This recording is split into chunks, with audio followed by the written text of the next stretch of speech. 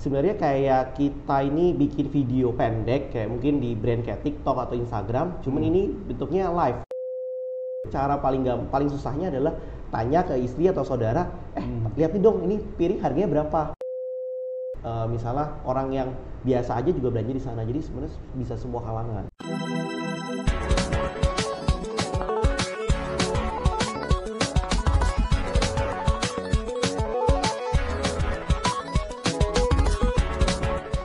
Ya, kembali lagi di sini bersama GBM Corner Talk. Nah, pada kesempatan ini kita akan berbincang-bincang dengan salah satu alumni GBM, yaitu Gio, panggilannya Gio. Ya. Nama lengkapnya? Giovanni Alexander. Giovanni Alexander. Gio, waktu itu lulusan tahun berapa, Gio? Kalau lulus berarti ngomongnya binusian ya, binusian 2015. 2015 ya. Nah, setelah 2015, sebelum berarti 2015 berarti waktu itu masih mahasiswa lah ya. Iya, betul. Ngobrol-ngobrol sedikit dong. Waktu jadi mahasiswa itu apa sih yang didapat selama belajar menjadi mahasiswa? Nah, jadi selama jadi mahasiswa yang didapat itu pasti kan ilmu ya sebenarnya ya.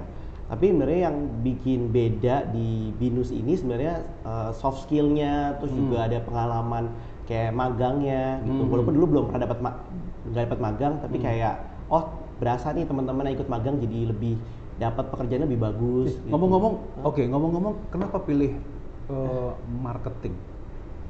Jadi waktu itu pas SMA, waktu itu nyari nih jurusan apa nih yang menarik gitu kan. Pasti hampir semua siswa gitu pasti akan milih-milih kan, memilih jurusan ini. Nah, pas kenapa memilih marketing itu?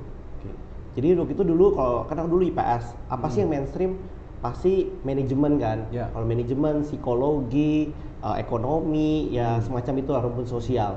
Nah, waktu itu nanya ke guru waktu itu, aku ngambil jurusan apa ya? Terus dibilang, aku pengen ngambil jurusan manajemen. Gimana nih menurut ibu? Terus kata ibu, jangan manajemen kan ilmu mengatur orang, manage orang, people, manage bisnis.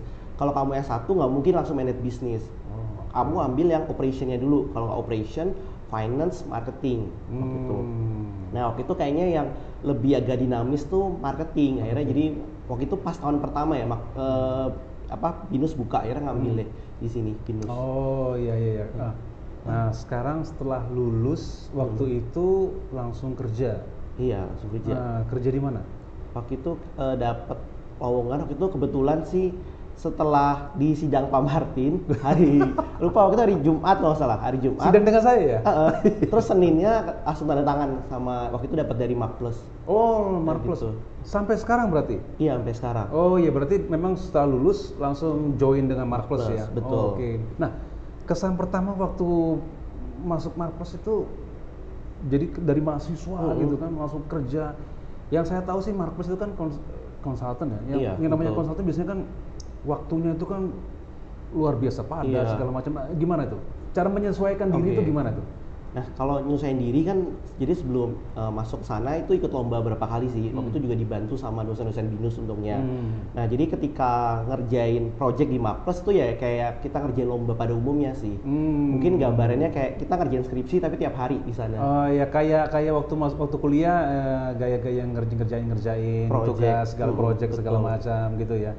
Jadi terasa juga ya waktu di kuliah gaya-gayanya hampir sama ya. Ya mungkin pressure-nya bedanya cuma pressure aja, tapi gayanya hampir sama ya. Betul, sama mungkin kalau di dunia kerja ada resources-nya sih. Jadi kalau dulu kita ngerjain apa sendiri, sekarang ada timnya yang bagi. Misalnya kayak dulu bikin campaign, ada desainer yang ngebantu. Terus mau nyari ide, ada senior atau partner yang bisa ngasih ide buat kita. Kalau di industri ini bagusnya apa sih? Oh iya. Oke. Nah, di Mark Plus itu berarti sekarang Gio itu lebih ke kemana ya? Kegiatannya apa saja, jobnya apa aja? Jadi kalau di Mark Plus kan ada sebenarnya 4 bisnis lah. Satu konsultan, riset, training, satu lagi magazine dan event sebenarnya digabung. Tapi semua relate on market, on consumer behavior. secara umum on marketing berarti ya. Betul, marketing dan bisnis sih. Marketing dan bisnis. Oke. Nah, bicara marketing itu kan tidak jauh-jauh, bahkan erat hubungannya dengan orang sebagai konsumen. Betul. Ya kan? Jadi tipikal orang kita bahas dari sisi dia sebagai konsumen. Nah, yang menariknya adalah kalau di marketing itu yang kita kaji kan bukan hanya dia sebagai konsumen, tapi perilaku dia sebagai konsumen. Betul. Nah, gini Gio, yang mau saya tanya gini, Gio kan berada di perusahaan konsultan, ya kan? Nah, yang saya mau tanya di topik ini, ya kita bicara ini yang lagi booming saat ini, bahkan di dunia bisnis gitu ya, di dunia bahkan bisnis besar, bisnis kecil pun gitu ya, yaitu apa yang mereka sebut live streaming marketing. Bagaimana media online saat ini itu memungkinkan kita kayak tanda petik ya, kalau offline tuh kita kayak jualan, ketemu orang gitu kan, ini silakan, ini produk kami gini-gini, tapi dia online gitu ya, mereka disebut live streaming marketing. Jadi ada program untuk membuat live streaming itu supaya lebih pertama ya bagaimana menawarkannya dengan baik. Nah, Gio melihat apakah live streaming ini bisa menjadi media yang bagus buat perusahaan atau gimana untuk perkembangannya ke depan? Nah, jadi kalau kita lihat nih, kita belajar namanya digital marketing. Media mainstream kan ada namanya SEO, habis itu SEM, social media organik, social media ads, terus affiliation saat ini beberapa tools lah itu ya, digital marketing ya. Nah, terus sekarang ada yang baru namanya live streaming marketing gitu. Jadi sebenarnya kayak kita ini bikin video pendek kayak mungkin di brand kayak TikTok atau Instagram, cuman ini bentuknya live. Makanya kita bisa interaksi antara dua belah pihak. Gitu. Kalau kita single short video kan kita anggaplah kita agak misalnya jahat ya, misalnya kita nipu bilang oh ini produk ini bagus atau apa, kita push ke misalnya ke Instagram atau apa, pas kita dapat kok barangnya jelek gitu. Nah, sebenarnya dengan live streaming ini mengurangi hal-hal seperti itu. Makanya misalnya nih di live streaming bilangnya oh penyedot debunya misalnya ini kuat banget nih bisa nyedot debu. Misalnya di video mungkin pakai trik-trik apa atau debunya hilang. Jadi ambil disedot, debunya dibersihin pakai sapu. Nah, kalau live streaming kan nggak bisa, Pak. Jadi karena kayak, langsung. Betul. Nah, itu yang akhirnya bikin orang jadi lebih suka belanja lewat live streaming dibandingkan short video. Gitu. Nah, kalau bicara live streaming itu media apa yang sering sekarang ya dipakai oleh orang untuk live streaming? Ada nggak analisa kira-kira banyak mana sih media yang dipakai gitu? Nah, kalau kita ngomong media, pertama kan udah pasti TikTok, karena TikTok nih yang memulai. TikTok, Nah, dia yang justru memulai ya? Dia memulai, betul. Terus, tapi ini bicara live streaming ini ya, live streaming menawarkan ya? Iya betul. Menawarkan produk ya, betul. Kan sebenarnya dari zaman dulu udah ada tuh TV. Di TV dulu mungkin tahu ada brand namanya kayak Happy Call atau apa segalanya gitu. Nah, sebenarnya tinggal ini medianya sama, programnya sama, dipindahkan ke media baru gitu. Bisa nanti brand TikTok atau sekarang yang baru mau mulai itu Tokopedia Play, ada Shopee Live gitu. Nah, tapi untungnya kalau di Indonesia ini belum ada brand sendiri yang bikin platform live streaming sendiri. Khusus buat live streaming, khusus nggak ada, belum ada ya. Tapi kalau di Cina udah ada gitu. Makanya kita nih Indonesia baru mau mengadopsi. Nah, tadi tuh ada TikTok. Lalu kata Gio ada juga Shopee. Facebook ada nggak?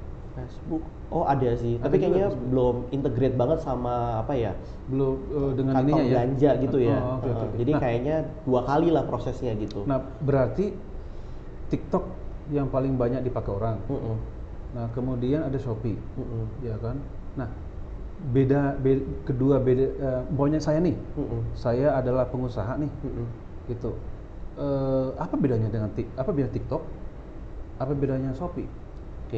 Nah, jadi kita bedanya dari customer journey, Pak. Kan customer journey kan ada yang namanya aware, appeal, ask, act. Nah, bedanya kalau Bapak nih ke Shopee atau Tokopedia, biasanya udah tahu nih mau beli barang apa. Jadi kayak, saya mau beli sepatu, saya mau beli apa. Saya Tokopedia nyari kan. Nah kebetulan ada tuh live streaming. Nah saya klik. Jadi udah ada intentionnya. Nah kalau di TikTok itu biasanya nggak punya intention, nggak punya apa. Tapi kok ada nih orang kenapa nih ketawa-ketawa lucu gitu kan. Yaudah saya nonton gitu. Memang ada ya di TikTok gitu, contohnya kita buka TikTok nih. Kita mau lihat live streaming apa aja yang ada saat ini. Bisa ya? Nggak bisa. Oh jadi emang kayak tontonan sesaat gitu, jadi nggak tahu apa yang akan tiba-tiba ada live streaming, pengen nonton gitu. Betul. Ya. Kecuali kayak ada influencer tertentu gitu yang bilang saya akan live jam sekian gitu. Tinggal kita follow influencernya, pada jam sekian kita klik profilnya baru keluar itu. Oh gitu. Saya pikir ada kayak memang kita bisa ke kayak apa ya, kayak ke jendela gitu, jendela khusus live streaming, jadi kita bisa lihat yang live streaming saat ini siapa aja. Paling bisanya kalau di TikTok itu di bawah itu ada yang kayak kita bisa belanja shop, terus cari misalnya tadi mau beli sepatu atau jendela, kita cari kata kuncinya, nanti kan keluar tuh barangnya, tapi dalam bentuk kayak keranjang gitu, kayak Tokopedia juga, kayak Shopee. Nah tapi kadang-kadang tuh beberapa karena kita ngeliat si behaviornya atau si AI-nya TikTok itu langsung ngasih tahu, ini ada orang lagi cari sepatu, nyari ini. Nah begitu kita scroll keluar langsung live streamingnya. Gitu. Kalau Shopee kan memang konsepnya mereka dia kan sudah kayak marketplace ya. Jadi emang seperti dikatakan tadi journey-nya beda. Betul, ya. Emang kalau di Shopee orang emang lagi niatnya mau cari sesuatu gitu. Nah kebetulan dia lagi live, kita bisa lihat mereka di situ. Nah kalau begitu, mana yang cocok nih? Kalau saya mau pakai media ini, cocoknya kapan nih kalau saya pakai TikTok? Lalu kapan saya pakai Shopee? Oke. Nah, jadi kalau bedanya nih salah satu kenapa sih TikTok tuh banyak orang yang make. Nah, kalau kita lihat journey kan aware, appeal, ask, act. Nah, kalau kita ngeliat di e-commerce nih kayak Tokopedia atau Shopee, begitu kita live sana langsung diiklanin sama vendor-vendor lain atau kompetitor lain yang produknya serupa, yang kita tahu ini live streaming ini termurah nih produknya, tiba-tiba ada vendor lain yang lebih murah dari itu kan, jadi kita pindah switching gitu.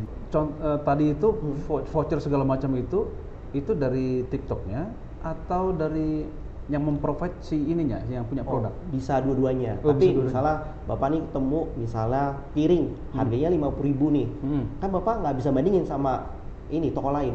Kenapa? Karena kalau saya swipe hilang nih, gitu. Jadi cara paling susahnya adalah tanya ke istri atau saudara, lihat nih dong ini piring harganya berapa, gitu. Kita udah nggak punya waktu lagi buat banding-bandingin lagi. Nah, jadi mau misalnya harganya kita naikin dulu terus kasih diskon, orang tetap percaya ini yang termurah. Iya.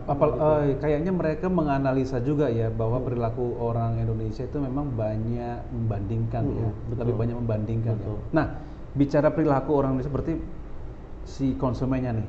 Nah, kalau menurut Gio, segmen pasarnya untuk live streaming itu seberapa besar, dan bisa nggak sedikit diceritakan ke kita nih, siapa target utama ya, maksudnya target potensial yang paling cocok buat live streaming itu, ada nggak kajian kayak gitu? Nah, jadi kalau potensi seberapa besar? Nah, kalau kemarin lihat data di McKinsey, dia bilang di tahun 2020 2/3 masyarakat di China, berarti 2/3 masyarakat di China, atau bisa jadi mungkin seluruh rakyat Indonesia kan, 2/3-nya China mungkin se-Indonesia kan, pernah belanja di live streaming. Gitu ya? Iya. Di China sendiri ya? Pernah, betul. Makanya booming di China tuh yang kayak pionir lah pertama. Gitu. Jadi makanya di sana ada pekerjaan namanya live streaming. Iya. Ya, pekerjaan live streaming. Saya pernah lihat itu Gio, kayak sekilas reels gitu. Ada orang jejer. Orang di China, orang jejer, dia pakai handphone, itu lagi jualan, tapi jejer gitu ya? Iya. Oke, ada pekerjaan itu ya? Ada pekerjaan gitu. Karena ini dia tuh bekerja untuk satu brand tapi multi channel. Oh iya. Jadi bukan dia yang punya produknya. Bukan dia yang punya produknya, betul. Apakah itu yang disebut affiliate marketing ya? Affiliate. Jadi kalau affiliate itu sebenarnya kita sendiri, terus kita mempromosikan produk orang lain di channel kita. Nah, tapi kalau tadi si host live streaming ini, ya udah dia di hire gitu karena biasanya punya suara yang bagus gitu, suara yang bagus atau penampilan menarik, dia bekerja sebagai host di sana. Oh, bisa jadi hostnya. Bisa jadi hostnya. Nggak usah jadi kayak saya pikir yang di sana itu kayak saya mau jualin produknya Gio ya. Gio punya produk tak jualinnya, saya pakai TikTok. Oh, bukan itu ya. Bisa kayak gitu. Bisa kayak gitu, betul. Bisa juga karena lebih ke jadi hostnya ya. Betul. Oke. Nah, tadi itu sekarang target marketnya siapa sih, target utama kalau di Indonesia ya? Iya. Target marketnya siapa sih? Potensinya siapa sih? Mungkin kalau lihat data di China tuh 2 produk terbesar adalah fashion sama kosmetik kecantikan. Nah, kalau di Indonesia kurang lebih juga sama gitu. Nah, jadi saya di Marketplace tuh punya kita punya banyak partner atau tim lah ya. Nah, jadi salah satu partner kita dia bilang dia itu live streaming 24 jam kali 7 hari. Jadi live streaming 24 jam. Satu orang. Enggak. Berarti dibagi kan 24. Jadi satu hari kerja 6 jam. Jadi satu hari ada 4 sesi, 2 kali 7. Jadi berapa itu? 6 ya, ada mungkin 5-6 orang lah gitu.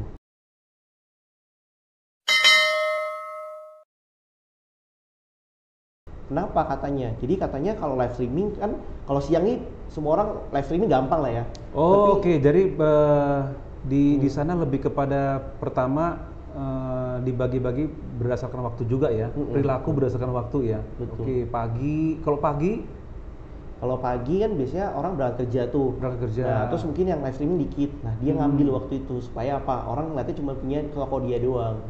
Gitu. Jadi kalau ditanya siapa sih segmen pasarnya, benar semuanya. Mau yang biasa aja sampai yang kaya raya juga ada. Misalnya di TikTok, misalnya kan yang terkenal dia namanya Ci Jennifer, itu yang dia punya mobil mewah gitu. Dia juga belanja di TikTok. Di Indonesia? Namanya Jennifer? Namanya Ci Jennifer ya kalau nggak salah. Gitu. Nah itu juga dia sering TikTok live di TikTok. Dia belanja gitu. Maksudnya orang kaya, dia terkenal kaya gitu. Tapi dia belanja di TikTok juga. Oke. Terus mau yang misalnya orang yang biasa aja juga belanja di sana. Jadi sebenarnya bisa semua kalangan. Nah, itu juga yang mungkin orang-orang belum update ya. Orang-orang merasa bahwa TikTok itu kan dulunya tempatnya video-video pendek gitu.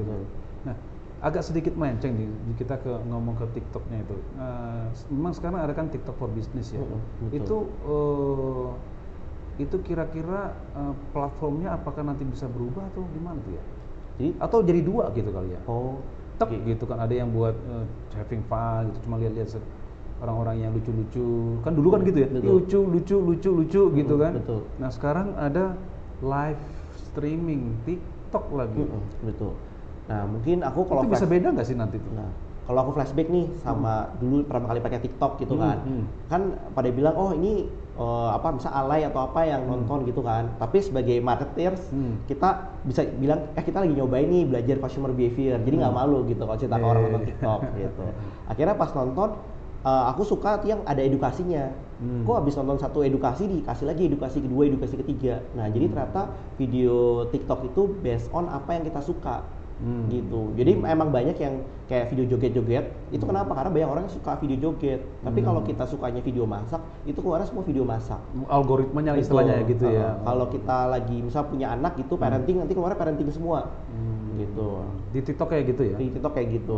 Nah, kalau tadi TikTok for Business itu adalah sebenarnya bukan platform beda sih, itu sebenarnya adalah kayak platform untuk para UMKM untuk promosi di TikTok dengan cara TikTok Ads, terus ada beberapa lah tipe campaign-nya yang bisa diikutin sama UMKM.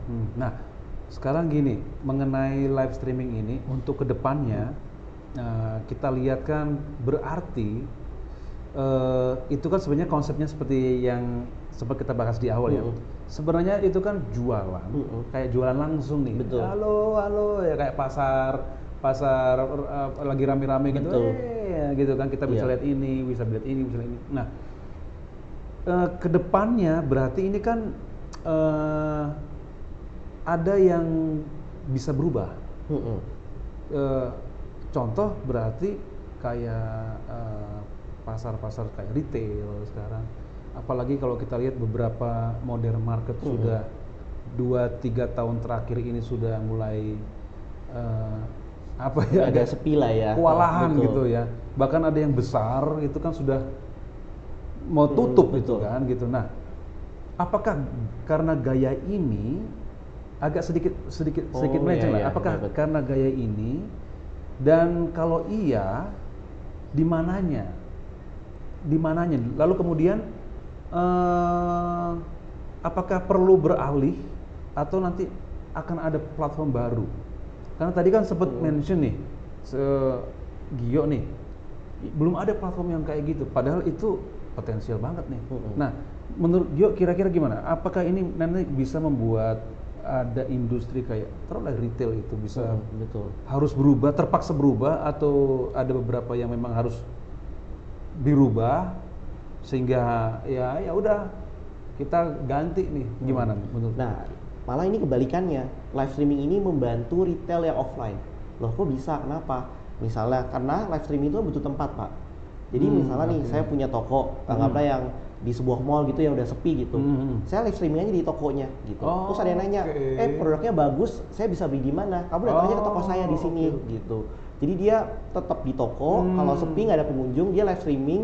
Terus udah dia ngomong-ngomong terus aja gitu, sampai ada orang yang datang ke live streamingnya dia, ya udah dia nawarin produknya.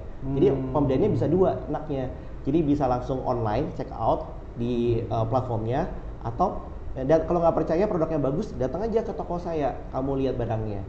Gitu. Bisa, jadi berarti memperkuat retail ya. Betul. Nah, ya, mungkin ini aja kali ya. Apa namanya, retail pinter-pinter berinovasi, berkreasi ya, bagaimana memanfaatkan space-nya ya untuk hal itu ya. Jadi di Bangkok itu malahan ada toko, kalau saya namanya April. Jadi kalau orang datang ke toko sana, ini bebas kamu mau lihat baju mana aja. Di lantai 3-nya ada tempat buat kita live streaming, buat kita jualan ke negara kita. Kan Bangkok dari berbagai negara. Jadi kayak datang ke sana, saya kalau negara saya Indonesia sukanya bajunya agak tertutup nih, karena orangnya juga cukup baik. Nih bawa aja pakaiannya, kamu live streaming di lantai 3. Kalau ada orang yang beli, kamu baru bayar. Gitu. Terus beda sama nanti ada, makanya kalau di sana tuh orang live streaming tuh campur-campur bahasanya. Ada yang Singapura, ada yang Kamboja dan lain gitu. Wah, luar biasa loh. Ya, itu mungkin tantangan berikutnya ya. Jadi kalau kita bicara live streaming, itu kan bisa dilihat sama semua orang ya. Ya, betul. Ya, tiba-tiba kalau kita ada live streaming cepet gitu kan, ya bahasa Tagalog. Nah, agak repot juga ya. Nah, itu mungkin harus tantangan berikutnya ya. Betul. Harus bisa bahasa umum, which is bahasa Inggris ya. Betul. Nah, itu juga. Padahal produk-produk kita bagus-bagus ya. Jadi maksudnya kalau orang mau lihat, tapi ternyata taruhlah orang Singapura atau orang Thailand nggak bisa bahasa Inggris, bahasa Indonesia gitu ya. Ya itu mungkin tantangan atau mungkin itu kesempatan bagi platform kali ya. Jadi dia bahasa Indonesia gitu, kemudian ada kayak translate-nya pakai AI misalnya. Betul. Bisa seperti itu juga sih. Ya, berarti ini platform ini masih bisa diutak-atik, bisa berkembang lebih luas ya. Nah, tadi kan dengan retail ya. Nah, sekarang lebih ke platformnya nih. Provider platformnya nih. Nah, kira-kira apa yang akan dilakukan oleh para provider platform ini? TikTok itu bagaimana menjaga supaya lebih kuat, Shopee bagaimana memanfaatkan itu. Nah, dari sisi TikTok yang number one-nya lah gitu kan. Betul. Nah, sekarang kalau bicara Shopee juga, nah sekarang ini Facebook lah. Kita beralih sedikit ke Facebook ya. Karena Facebook saya juga ada beberapa kali lihat. Gitu. Tapi emang betul. Jadi memang kita harus switch. Kita harus switch kayak namanya apa ya?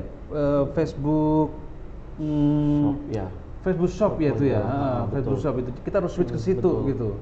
Baru bisa kita lihat. Kalau enggak kan itu kayak jendela gitu ya. Di jendela kita iya teman-teman kita. Tapi kalau mau lihat ada yang orang jualan, nah di situ gitu kan. Nah, bicara kayak Facebook gitu, kira-kira apa yang harus dilakukan oleh teman-teman platform yang bikin platform Facebook itu untuk memanfaatkan ini? Ada nggak masukan buat mereka? Jadi sebenarnya apa ya, kan saya belajar digital marketing itu. Nah, lagi mau ngambil international certification untuk digital marketing gitu. Nah, kalau di Indonesia kita belajarnya apa sih yang terutama itu kan Instagram ya kan. Ternyata kalau kita ngambil sertifikasi luar, sosial media itu cuma sebagian kecil sertifikasi. Jadi kebalik sama Indonesia. Jadi kalau Indonesia sertifikasi sosial media itu lebih banyak partnya, kalau di luar negeri itu lebih dikit. Kenapa? Karena di luar negeri orang itu messengernya pakai Facebook Messenger. Terus live streamingnya pakai Facebook. Perilakunya beda. Perilakunya beda banget total, Pak. Jadi makanya di Singapura kalau kita ngambil sertifikasi digital marketing itu belajar sosmed cuma berapa persen gitu. Belajarnya semua Google SEO, Google SEM gitu. Jadi beda. Nah gitu. Jadi kalau mau Facebook berkembang ya biarkanlah dia berkembang di negaranya itu. Nah gitu. makanya di Indonesia kan Facebook kan masih gede lah, masih tinggi lah. Agak beda dengan Eropa gitu. Kemarin saya ketemu beberapa teman dari Eropa, masih pakai Facebook, katanya gitu. Kok pakai Facebook? Gitu. Kalau mau langsung aja. Karena mereka nganggap Facebook itu kayak orang yang apa ya sekedar aja. Mereka kebanyakan lihat. Iya. Makanya di Eropa, di Belanda, Facebook nggak terlalu dilirik untuk ukuran growth-nya nggak bisa. Nah di Indonesia kan masih tinggi nih, masih tinggi nih. Nah kalau saya sebagai seorang pebisnis, kalau saya dan kita lihat oke lah UMKM juga cukup banyak gitu ya. Kalau saya sebagai seorang pebisnis, saya kan akan mengembangkan platform itu di Facebook ya kan. Nah, kira-kira apa yang dibutuhkan oleh Facebook, contohnya kayak Facebook gitu ya, supaya live streaming saya nantinya itu bisa booming gitu. Nah, mungkin dia harusnya kayak TikTok gitu, bikin journey-nya tuh seamless gitu. Gitu. Jadi dari orang aware karena ngeliat iklan nih dari Facebook atau Meta lah ya, Meta Group. Nah, habis itu dia langsung masuk ya either ke short video. Facebook kan memang sama IG kan? Iya betul. Ya, bisa di ya saling itu kan? Betul. Oke. Jadi ya harus bikin journey-nya yang smooth. Terakhir nih, umpamanya nih, kalau saya mau mencoba nih live streaming nih, taruhlah karena tadi itu ya, Gio katakan bahwa memang TikTok tuh banyak membantu untuk UMKM. Ya, kita percaya UMKM kita bagus-bagus produknya. Nah, kalau saya taruh UMKM, saya mau coba live streaming nih, gitu. Sarannya Gio buat saya apa nih sebagai UMKM? Nah, jadi pertama itu tahu namanya value proposition-nya dulu.